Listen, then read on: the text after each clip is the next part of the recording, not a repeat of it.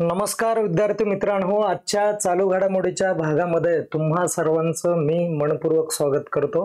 आपल्या शौर्य career academy या ऑनलाईन प्लॅटफॉर्मवरून आपण विविध स्वरूपाचे जे काही इनिशिएटिव्ह आहेत ते आपण राबवत असतो आणि आपण सध्या हा चालू घडामोडीचा जो काही भाग आहे ही सिरीज सर्वांनी पहा। आपण खूप दिवसापासून सुरू केलेली आहे आणि आजचं जे काही लेक्चर आहे हे 61 नंबरचं असणार आहे। या अगोदरचे जेवढे लेक्चर आहेत ते सर्व लेक्चर तुमच्या परीक्षेसाठी नक्कीच महत्त्वाचे आहेत। त्यासाठी ते सर्व बघण्याचा प्रयत्न करा आणि तुम्हाला कोणत्या प्रकारची रिक्वायरमेंट आमच्याकडून हवी आहे तसे आम्हाला तुम्ही रिकमेंडेशन द्या, त्या पद्धतीने आम्ही काम करू। आणि आजच्या भागामध्ये काही महत्त्वाचे जे काही प्रश्न आहेत हे प्रश्न आपण बघून घेऊयात। तर विद्यार्थी मित्रांनो, पहिला प्रश्न काय म्हटलाय तर UMEED अशा पद्धतीचं एक पोर्टल आहे आणि हे जे पोर्टल आहे हे पोर्टल का चालू केलं, त्याचा उद्देश काय आहे हे तुम्हाला परीक्षेमध्ये विचारलं जाणार आहे किंवा हे पोर्टल टिंब घटकाच्या संदर्भातलं पोर्टल आहे असंही तुम्हाला विचारलं जाईल, ते तुम्हाला सांगावं लागणार आहे। तर विद्यार्थी मित्रांनो, हे जे पोर्टल आहे ही पोर्टल आहे वक्फ मालमत्ता व्यवस्थापनाच्या संदर्भामधलं। मग वक्फ बोर्ड जे काय आहे, या वक्फ बोर्डची जी काय मालमत्ता आहे, प्रॉपर्टी आहे, तर त्यांनी ती प्रॉपर्टी या पोर्टल वरती नोंदवणं हे खूप गरजेचं आहे किंवा महत्त्वाचं आहे, कंपल्सरी करण्यात आलेलं आहे। आणि हे 6 जून पासून करण्यात आलेलं आहे मित्रांनो। 6 जून 2025 ही तारीख महत्त्वाची। ओके, हे पोर्टल या तारखेला लॉन्च झालेलं होतं आणि इथे तुम्हाला समजून घ्यायचं आहे की याला आपण ही तुम्हाला विचारलं जाणार आहे की या पोर्टलचा जो काय फुल फॉर्म आहे तो फुल फॉर्म काय आहे ते तुम्हाला सांगायचं आहे। तर U stand for unified Waqf, M stand for management, E stand for environment, E stand for efficient and development. Okay, अशा पद्धतीचा हा जो फुल फॉर्म आहे हा फुल फॉर्म तुम्हाला लक्षात ठेवावा लागेल, हेही तुम्हाला परीक्षेला विचारलं जाईल। ओके, अशा पद्धतीने हा प्रश्न असणार आहे। तर दुसरा प्रश्न काय आहे बघा, एक्सरसाइज ब्राइट स्टार 2025 म्हणजे ही एक एक्सरसाइज आहे, एक लष्करी सराव आहे आणि हा लष्करी सराव कोणत्या राष्ट्रांमध्ये होतोय, हा मल्टीलॅटरल लष्करी सराव आहे। त्यासाठी हा जो सराव आहे हा सराव अनेक देशांमध्ये होत आहे। तर त्यामध्ये प्रमुख 2 देश कोणते आहेत ते तुम्हाला नावं विचारले जातील। एक आहे इजिप्त, कोणता देश आहे इजिप्त, आणि त्याचबरोबर अमेरिका देश आहे USA, United state of America. अशा पद्धतीचे हे 2 देश आहेत। परंतु इथे असं विचारलंय त्यांनी की एक्सरसाइज ब्राइट स्टार 2025 कुठे आयोजित करण्यात आलेलं आहे। तर नेमकं ते कुठे आयोजित करण्यात आलंय तर ते इजिप्त मध्ये आयोजित करण्यात आलेलं आहे। त्यामध्ये प्रमुख 2 देश, एक आहे इजिप्त आणि दुसरा आहे अमेरिका। आणि भारताने पार्टिसिपेशन घेतलंय का यामध्ये तर 100% भारताने पण पार्टिसिपेट केलेलं आहे। भारताने या एक्सरसाइज मध्ये जेव्हा पार्टिसिपेट केलं तेव्हा आपल्या तिन्ही दलाचे जवळपास 700+ जे काय जवान आहेत ते या सरावासाठी पाठवले आहेत, लक्षात घ्या। आता हे खूप महत्त्वाचं ठरत आहे की भारताने पण पार्टिसिपेशन केलेलं आहे यामध्ये। तर या सगळ्या ज्या काही गोष्टी आहेत या गोष्टी आपण विचारात घेतल्या पाहिजेत। नेक्स्ट क्वेश्चन काय म्हणतो बघा, अलीकडे कोणत्या भारतीय व्यक्तीची आंतरराष्ट्रीय नाणेनिधी या निधीमध्ये एक्झिक्युटिव्ह डायरेक्टर म्हणून नियुक्ती करण्यात आलेली आहे, ते त्याचं नाव काय आहे तर त्यांचं नाव आपल्याला माहिती पाहिजे। तर ते त्यांचं नाव आहे उर्जित पटेल, म्हणून आपलं जे काय ऑप्शन असणार आहे ते C बरोबर असेल। आणि उर्जित पटेल हे जे आहेत मित्रांनो, यांच्या संदर्भामध्ये बऱ्यापैकी तुम्हाला परिचय असेल की उर्जित पटेल हे जे आहेत RBI बँकेचे गव्हर्नर म्हणून पण काम त्यांनी केलेलं आहे। अशा पद्धतीने एक चांगले अर्थतज्ञ आहेत आणि या व्यक्तीची इथे काय म्हणून हे झालेली नियुक्ती तर एक्झिक्युटिव्ह डायरेक्टर म्हणून नियुक्ती झालेली आहे, ज्याला कार्यकारी संचालक मराठीमध्ये असं म्हटलं जातं।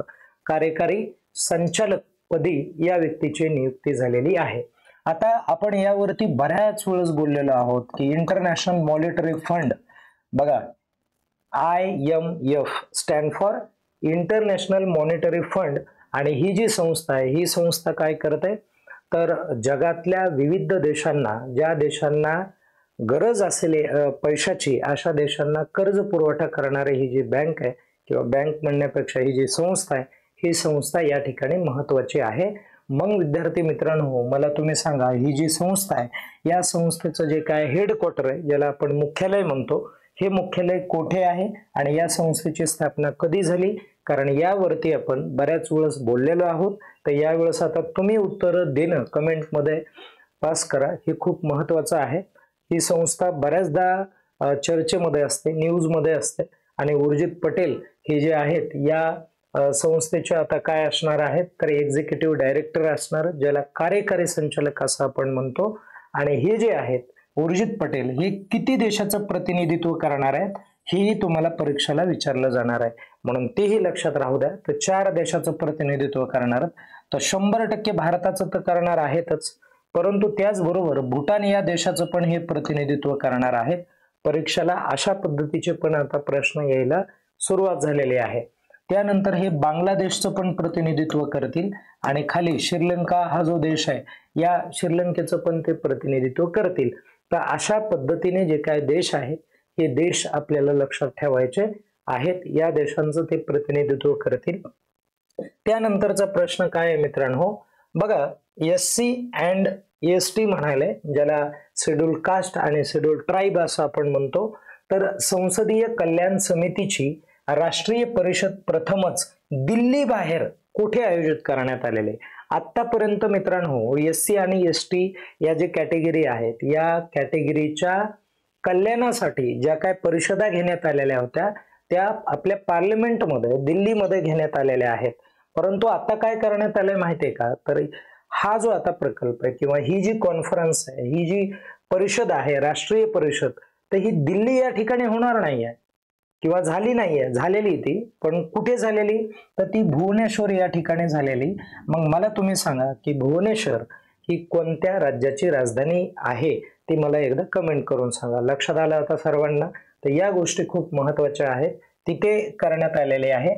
आणि SC आणि STचं जे काय कल्याण आहे, हित आहे, या कल्याणासाठी, प्रगतीसाठी ही जी परिषद आहे, ही परिषद आयोजित करण्यात आलेली आहे. तिचा तो उद्देश आहे, म्हणजे एखादी परिषद आणि त्या परिषदेचा असलेला उद्देश आणि तिचं कुठे स्थळ आहे, कुठे आयोजित करण्यात आलेली, हे सगळं तुम्हाला लक्षात पाहिजे. आणि त्याच्यामध्ये प्रमुख व्यक्ती कोणती आहे, तर लोकसभेचे जे काय अध्यक्ष आहेत, तर ते ओम बिर्ला जे आहेत, ओम बिर्ला या ठिकाणी महत्वाची भूमिका बजावणार आहेत. ओके, चला थोडस पुढे. नंतरचा प्रश्न, EY या संस्थेचा एक अहवाल आहे, रिपोर्ट आहे, जो 2025 मध्ये आलेला आहे.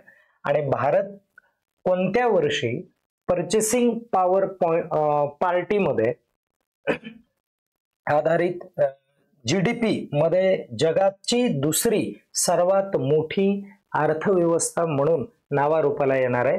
तर कधी येणार आहे ते, तर 2038 मध्ये येणार आहे, असं जे काय भाकीत आहे या रिपोर्ट मध्ये करण्यात आलेलं आहे. आणि मित्रांनो, हे पण लक्षात राहू द्या की आपला हा जो भारत देश आहे, हा भारत देश 2038 मध्ये या रिपोर्ट मध्ये असंही सांगण्यात आलेलं आहे की अमेरिकेला आपण मागे टाकणार आहोत, जर्मनीला सुद्धा आपण मागे टाकणार आहोत, लक्षात घ्या.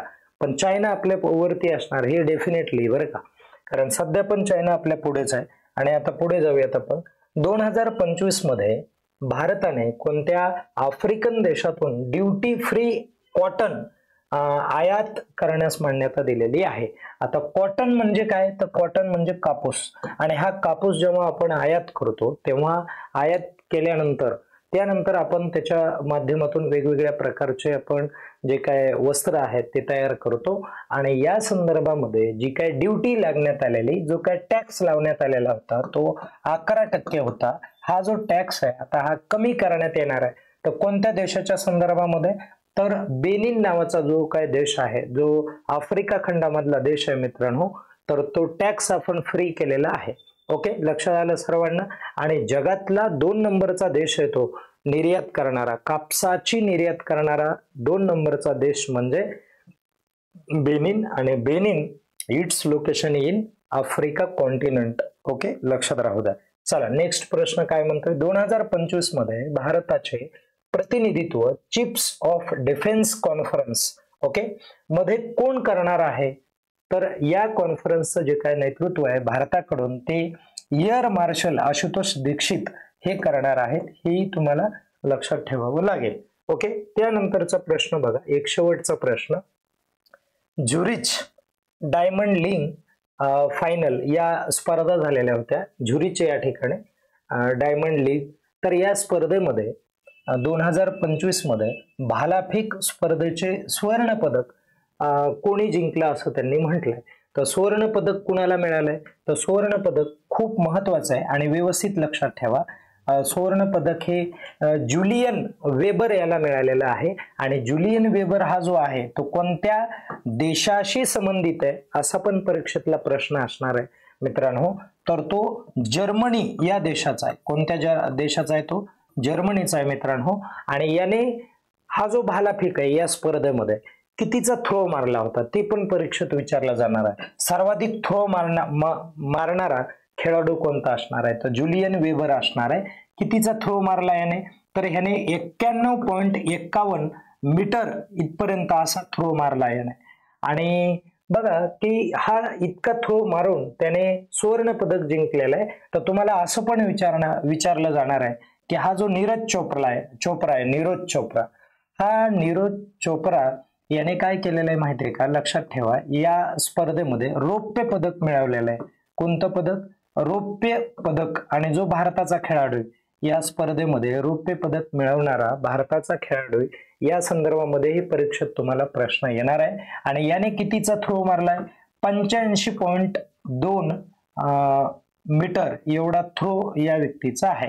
1 मीटर ओके एवढा थ्रो या व्यक्तीचा आहे, हे लक्षात राहू द्या.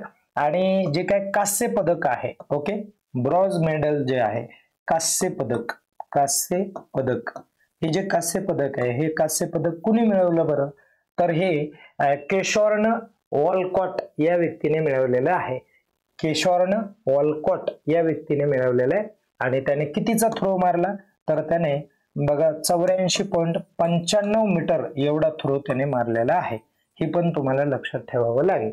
ओके, अशा पद्धतीने ही माहिती आहे. आजचे जे काय प्रश्न हे प्रश्न या ठिकाणी समाप्त होतात आणि तुम्ही हे प्रश्न चांगल्या पद्धतीने बघा, वाचा, व्यवस्थित लिहून घ्या आणि याचा सराव करत राहणं खूप गरजेचं आहे. आणि तत्पूर्वी स्वतःची काळजी घ्या आणि अभ्यास करत राहा. थँक्यू.